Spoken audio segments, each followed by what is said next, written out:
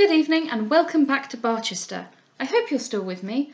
I know I'm not posting these updates to my personal Facebook anymore for fear of the majority of my friends who aren't listening to this getting very tired of it. But do please comment on YouTube, Facebook or Twitter all the same. I'd love to know how you're getting on.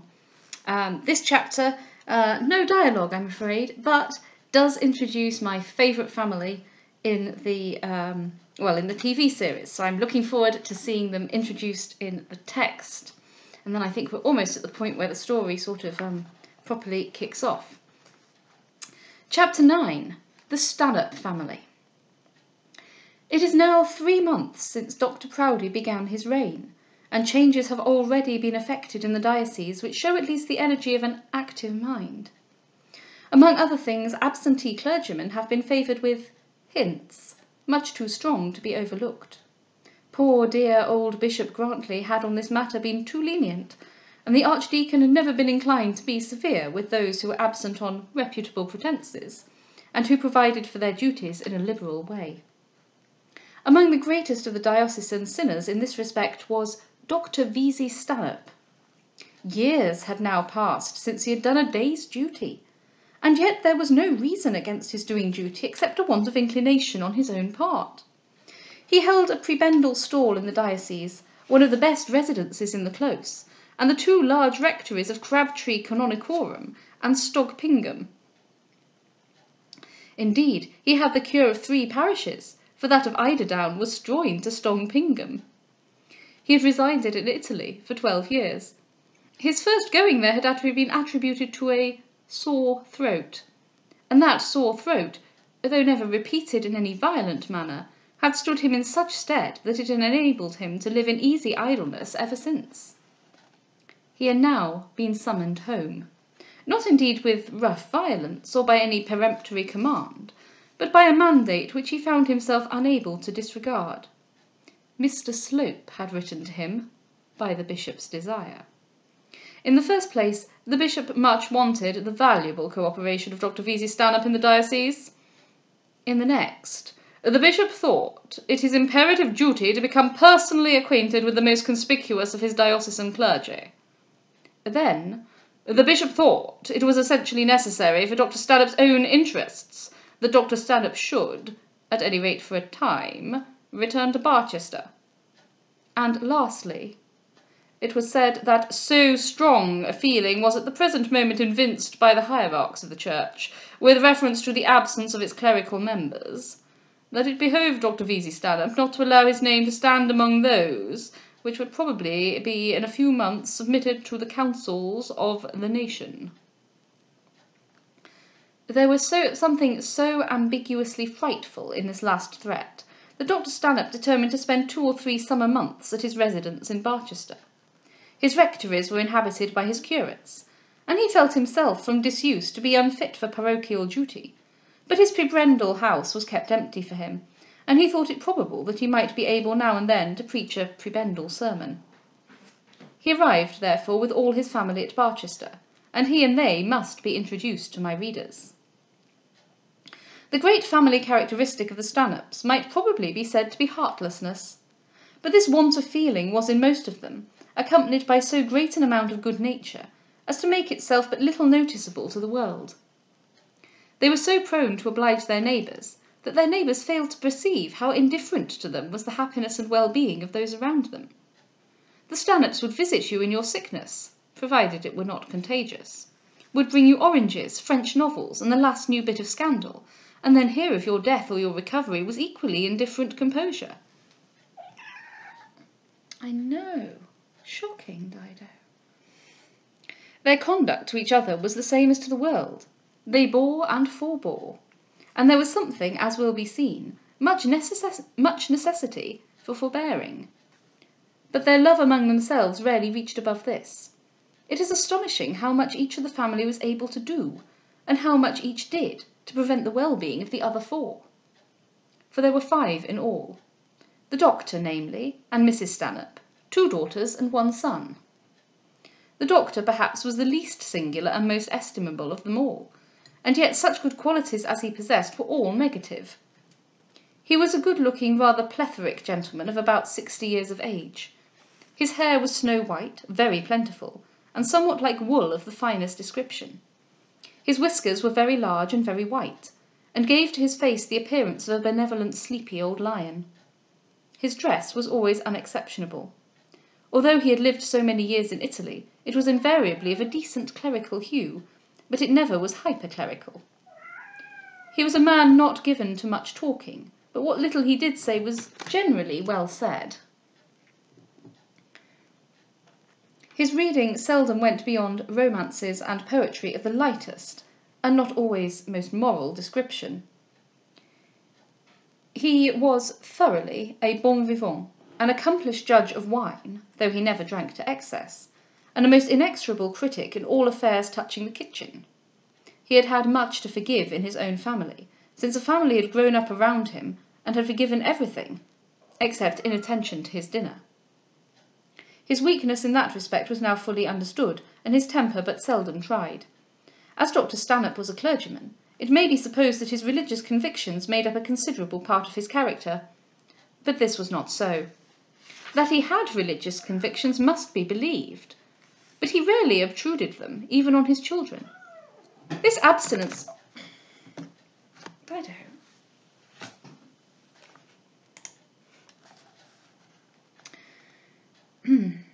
This abstinence on his part was not systematic, but very characteristic of the man. It was not that he had predetermined never to influence their thoughts, but he was so habitually idle that his time for doing so had never come till the opportunity for doing so was gone for ever. Whatever conviction the father may have had, the children were at any rate but indifferent members of the church from which he drew his income. Such was Dr. Stanhope. The features of Mrs. Stanhope's character were even less plainly marked than those of her lord. The far niente of her Italian life had entered into her very soul, and brought her to regard a state of inactivity as the only earthly good. In manner and appearance she was entirely prepossessing. She had been a beauty, and even now at 55 she was a handsome woman. Her dress was always perfect. She never dressed but once in the day, and never appeared till between 3 and 4, but when she did appear, she appeared at her best. Whether the toil rested partly with her or wholly with her handmaid, it is not for such a one as the author even to imagine. The structure of her attire was always elaborate, and yet never over-laboured. She was rich in apparel, but not bedizened with finery. Her ornaments were costly, rare, and such as could not have failed to attract notice, but they did not look as though worn with that purpose. She well knew the great architectural secret of decorating her constructions, and never descended to construct a decoration. But when we have said that Mrs. Stanhope knew how to dress, and used her knowledge daily, we have said all. Other purpose in life she had none. It was something, indeed, that she did not interfere with the purposes of others. In early life she had undergone great trials with reference to the doctor's dinners, but for the last 10 or 12 years her eldest daughter Charlotte had taken that labour off her hands, and she had had little to trouble her. Little, that is, till the edict for this terrible English journey had gone forth. Since then, indeed, her life had been laborious enough. For such a one, the toil of being carried from the shores of Como to the city of Barchester is more than labour enough. Let the care of the carriers be ever so vigilant. Mrs. Stanhope had been obliged to have every one of her dresses taken in from the effects of the journey. Charlotte Stanhope was at this time about 35 years old, and whatever may have been her faults, she had none of those which belong particularly to old young ladies. She neither dressed young, nor talked young, nor indeed looked young. She appeared to be perfectly content with her time of life, and in no way affected the graces of youth. She was a fine young woman, and had she been a man, would have been a very fine young man. All that was done in the house, and that was not done by servants, was done by her. She gave the orders, paid the bills, hired and dismissed the domestics, made the tea, carved the meat, and managed everything in the Stanhope household. She, and she alone, could ever induce her father to look into the state of his worldly concerns. She, and she alone, could in any degree control the absurdities of her sister. She, and she alone, prevented the whole family from falling into utter disrepute and beggary. It was by her advice that they now found themselves very unpleasantly situated in Barchester. So far the character of Charlotte Stanhope is not unprepossessing, but it remains to be said that the influence which she had in her family, though it had been used to a certain extent for their worldly well-being, had not been used to their real benefit, as it might have been. She had aided her father in his indifference to his professional duties, counselling him that his livings were as much his individual property as the estates of his elder brother were the property of that worthy peer. She had for years past stifled every little rising wish for a return to England, which the doctor had from time to time expressed. She had encouraged her mother in her idleness, in order that she herself might be mistress and manager of the Stanhope household. She had encouraged and fostered the follies of her sister, though she was always willing, and often able, to protect her from their probable result. She had done her best, and had thoroughly succeeded in spoiling her brother, and turning him loose upon the world, an idle man without a profession, and without a shilling that he could call his own. Miss Stanhope was a clever woman, able to talk on most subjects, and quite indifferent as to what the subject was. She prided herself on her freedom from English prejudice, and she might have added, from feminine delicacy. On religion she was a pure free thinker, and with much want of true affection, delighted to throw out her own views before the troubled mind of her father. To have shaken what remained of his Church of England faith would have gratified her much, but the idea of his abandoning his preferment in the Church had never once presented itself to her mind. How could he, indeed, when he had no income from any other source? But the two most prominent members of the family still remained to be described. The second child had been christened Madeline, and had been a great beauty. We need not say had been, for she was never more beautiful than at the time of which we write, though her person for many years had been disfigured by an accident. It is unnecessary that we should give in detail the early history of Madeline Stanhope. She had gone to Italy when about 17 years of age, and had been allowed to make the most of her surpassing beauty in the saloons of Milan and among the crowded villas along the shores of the Lake of Como. She had become famous for adventures in which her character was not just lost, and had destroyed the hearts of a dozen cavaliers without once being touched in her own. Blood had flowed in quarrels about her charms, and she heard of these encounters with pleasurable excitement. It had been told of her that on one occasion she had stood by in the disguise of a page, and had seen her lover fall. As is so often the case, she had married the very worst of those who sought her hand. Why she had chosen Paolo Neroni, a man of no birth and no property, a mere captain in the Pope's guard, one who had come up to Milan either as an adventurer or else as a spy, a man of harsh temper and oily manners, mean in figure, swarthy in face, and so false in words as to be hourly detected, need not now be told. When the moment for doing so came, she had probably no alternative. He, at any rate, had become her husband, and after a prolonged honeymoon among the lakes, they had gone together to Rome, the papal captain having vainly endeavoured to induce his wife to remain behind him. 6 months afterwards she arrived at her father's house, a cripple and a mother. She had arrived without even notice, with hardly any clothes to cover her, and without one of those many ornaments which had graced her bridal trousseau.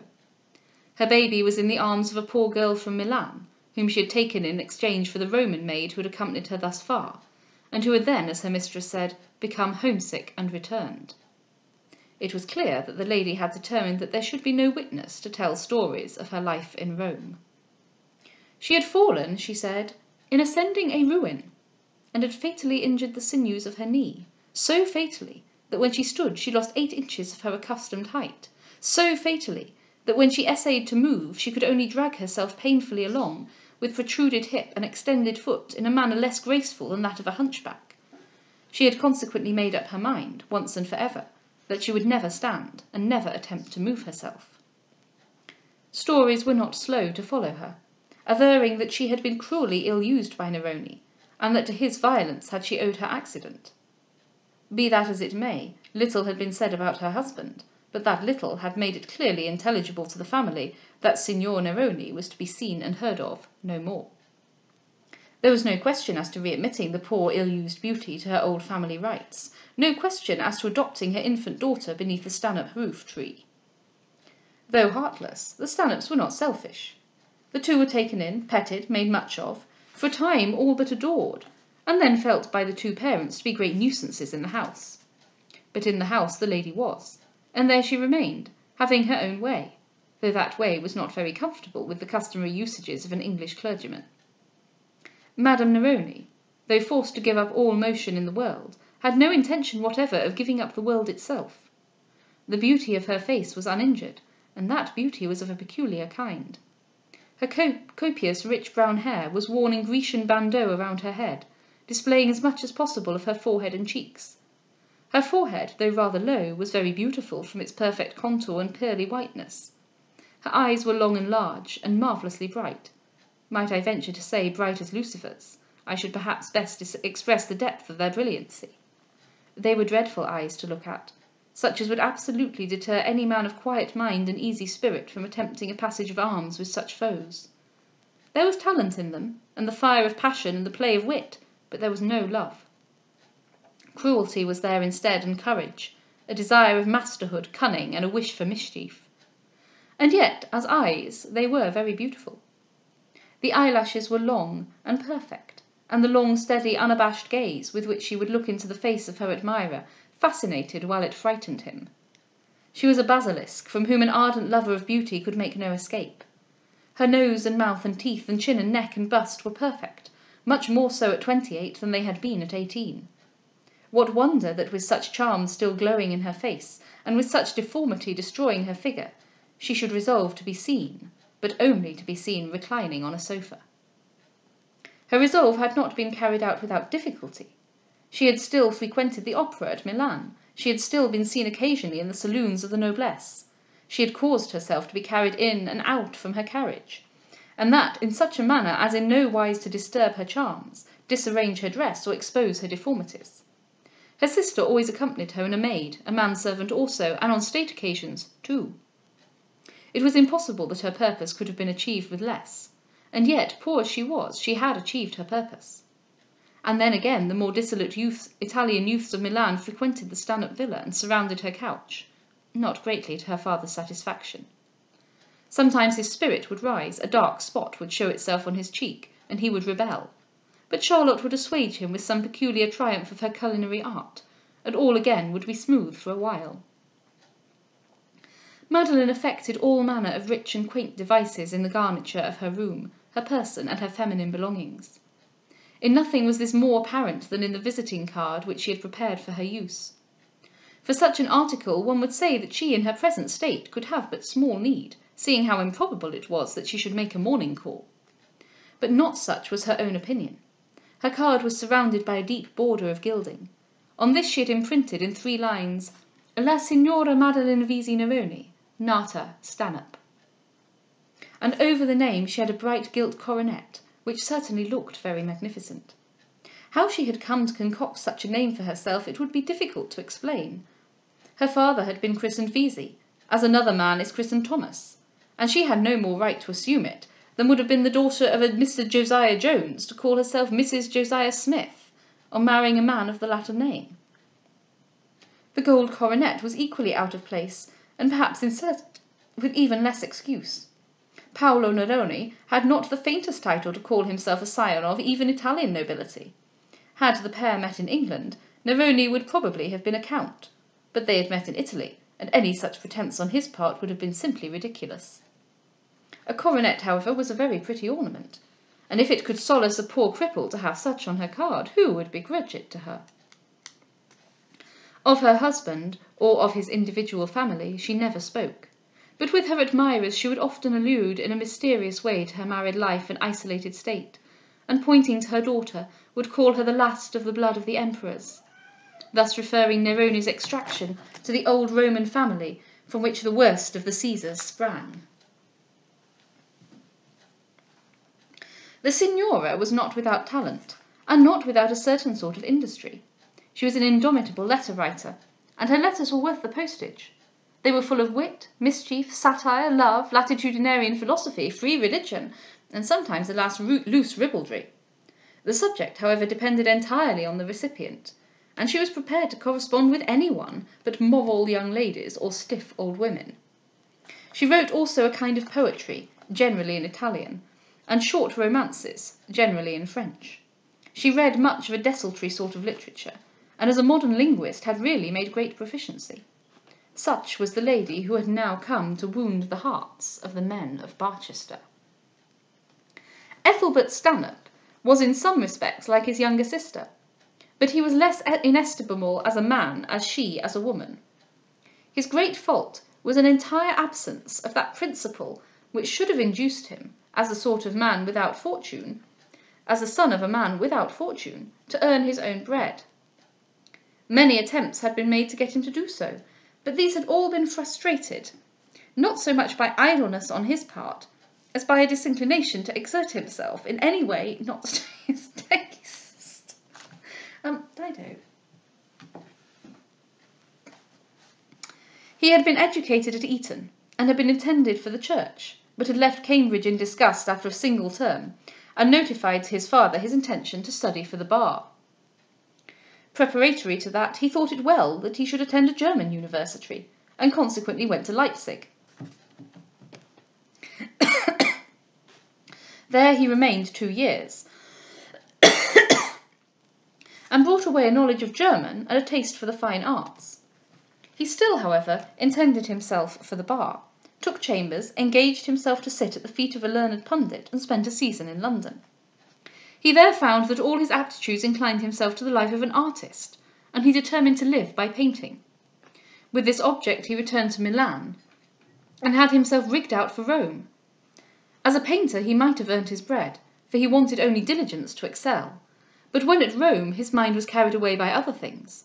He soon wrote home for money, saying that he had been converted to the Mother Church, that he was already an acolyte of the Jesuits, and that he was about to start with others to Palestine on a mission for converting Jews.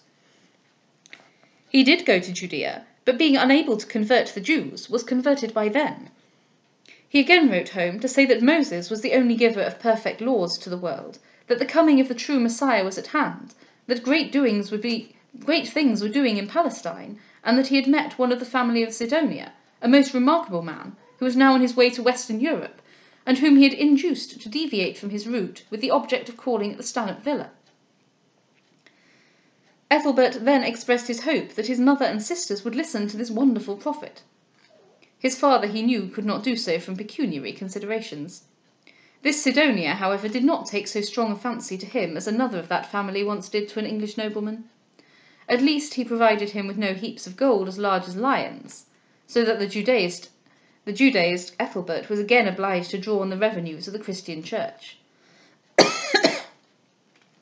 It is needless to tell how the father swore that he would send no more money and receive no Jew, nor how Charlotte declared that Ethelbert could not be left penniless in Jerusalem, and how La Signora Neroni resolved to have Sidonia at her feet.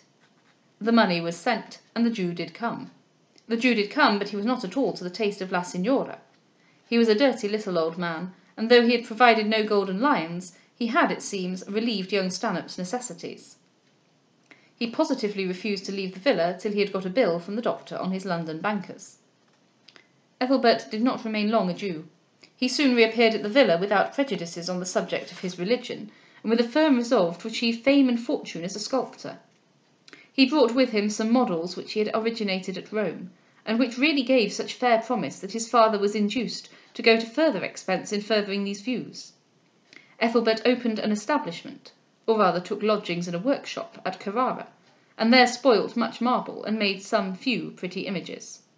Since that period, now 4 years ago, he had alternated between Carrara and the villa, but his sojourns at the workshop became shorter and shorter, and those at the villa longer and longer. 'Twas no wonder, for Carrara was not a spot in which an Englishman would like to dwell. When the family started for England, he had resolved not to be left behind, and with the assistance of his elder sister had carried his point against his father's wishes. It was necessary, he said, that he should come to England for orders.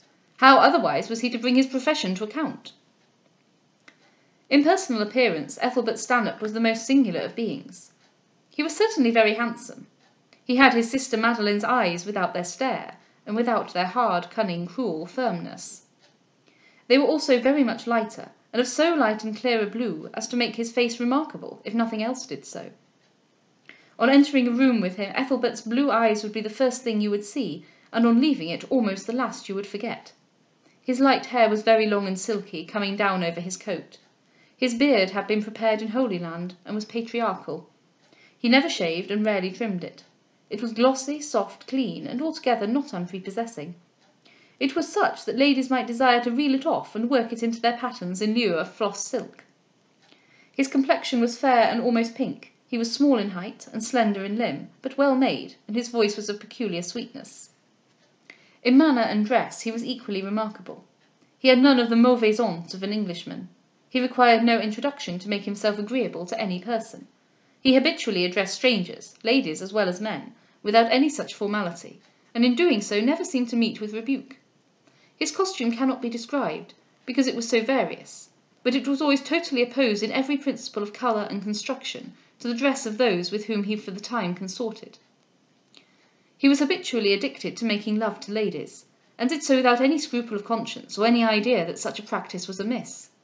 He had no heart to touch himself, and was literally unaware that humanity was subject to such an infliction. He had not thought much about it, but, had he been asked, would have said that ill-treating a lady's heart meant for injuring her promotion in the world. His principles, therefore, forbade him to pay attention to a girl if he thought any man was present whom it might suit her to marry. In this manner his good nature frequently interfered with his amusement, but he had no other motive in abstaining from the fullest declarations of love to every girl that pleased his eye. Bertie Stanhope, as he was generally called, was, however, popular with both sexes, and with Italians as well as English. His circle of acquaintance was very large, and embraced people of all sorts. He had no respect for rank and no aversion to those below him. He had lived on familiar terms with English peers, German shopkeepers, and Roman priests.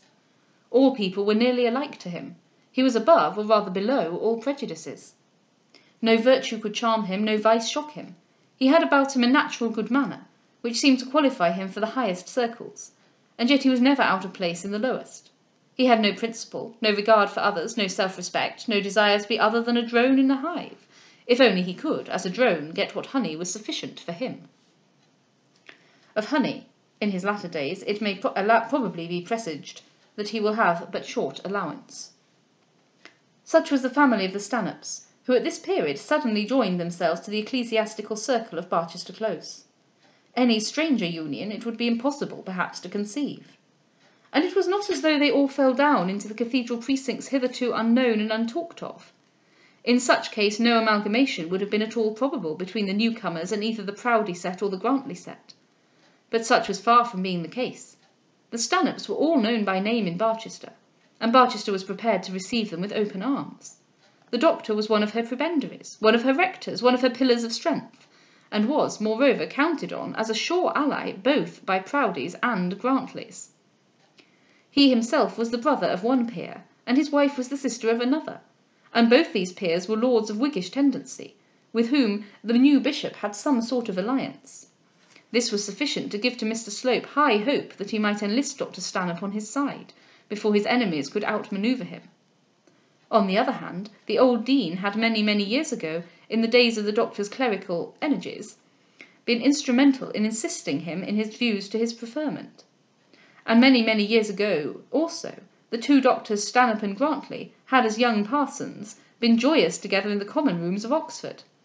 Dr. Grantley consequently did not doubt but that the newcomer would range himself under his banners. Little did any of them dream of what ingredients the Stanhope family was now composed.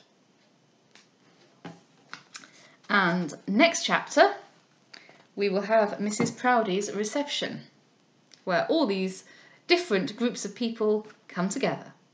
Have a good evening.